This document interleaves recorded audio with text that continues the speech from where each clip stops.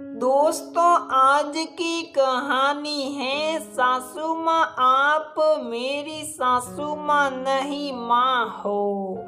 दोस्तों, कहानी शुरू करने से पहले अगर आपने हमारे चैनल को सब्सक्राइब नहीं किया है तो सब्सक्राइब कर लीजिए ताकि आपके पास पहुँचे हर नया वीडियो।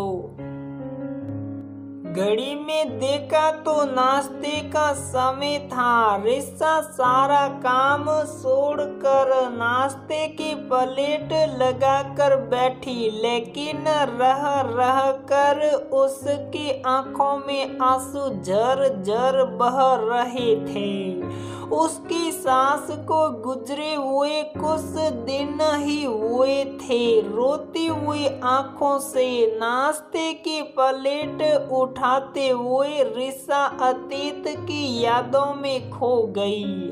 अरे बहू, क्या कर रही हो? कब से किचन में लगी हो और 9 बज गए हैं, अभी तक तुमने नाश्ता भी नहीं किया। सास विमला जी बहू रिचा की चिंता करती हुई बोली। सास बहू की अच्छी पटती थी। दोनों एक दूसरे का बहुत अच्छे से ध्यान रखती थी। अचानक से ही ससुर जी को दिल का दौरा पड़ने के कारण उनका स्वर्ग सिधारना सास विमला जी को और बीमार कर गया था। पहले सास और ससुर दोनों दूसरे शहर में रहते थे। ससुर के निधन के बाद विमला देवी अपने बेटे बहू के पास रहने लगी थी। विमला जी की मनोस्थिति से लेकर शारीरिक बीमारियां, दवाइयां आदि का ध्यान रिसा ने बखूबी रखा। रिसा की कुछ आदत विमला देवी को भी बहुत अच्छी लगती थी, इसलिए विमला देवी उनको धीरे धीरे अपनाने लगी। खासकर प्यार से एक दूसरे का खाने पीने आदि का ध्यान रखना। हाँ माँ, अभी आती हूँ, बस ये हरे धनिए की चटनी और बना लो, फिर बच्चे स्कूल से आ जाएंगे, फिर उनमें लगा जाऊंगी। 2 दिन से ये धनिया ऐसे ही रखा हुआ है, सूख सा गया है, फिर नाश्ता करती हूँ। रिसा रसोई घर में ही बोली। पति सोमेश और बच्चे टिफिन लेकर और नाश्ता करके स्कूल चले गए थे। सास विमला देवी को बुढ़ापे की बीमारियों ने घेर रखा था, तो उन्हें भी दवाइयाँ लेनी होती थी, तो वह भी सुबह जल्द ही नाश्ता कर लेती थी। रिसा की सुबह घर की साफ सफाई, बच्चों को स्कूल भेजना, पति देव को ऑफिस भेजना, नाश्ता खाना पानी आदि इन्हीं सब से होती थी। इतनी देर में दरवाजे की घंटी बजी। दरवाजा खोला तो धोबी था। मैम साहब, कपड़े दे दीजिए प्रेस के लिए। हाँ, अभी लाई। ऐसे ही करते करते कब 9 बजे से 10:30 बज गए। रिसा को पता ही ना चला। उसने अभी तक सुबह का नाश्ता भी नहीं किया था। इतनी देर में विमला जी कमरे से निकल कर आई और बहू से गुस्से से बोली। बहू, मैं रोज देख रही हूँ और ये तुम्हारी रोज की गलती मैं अब कल से माफ नहीं करूंगी। पर मैंने क्या किया माँ जी, धोबी को कपड़े तो गिन के ही दिए थे। रिचा को कुछ समझ नहीं आया, वह सोचने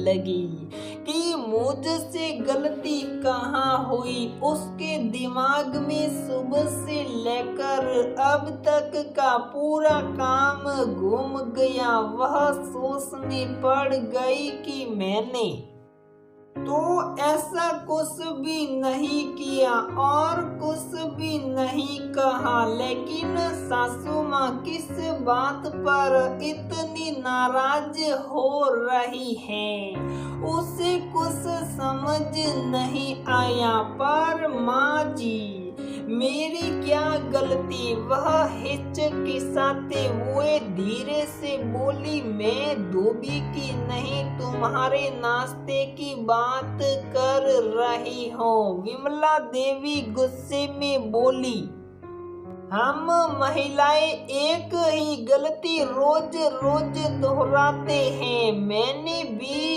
यही गलती सालों से दोहराई थी, पर जब इस गलती का एहसास हुआ तो बहुत देर हो चुकी थी और मुझे कुछ बीमारियों ने जकड़ लिया।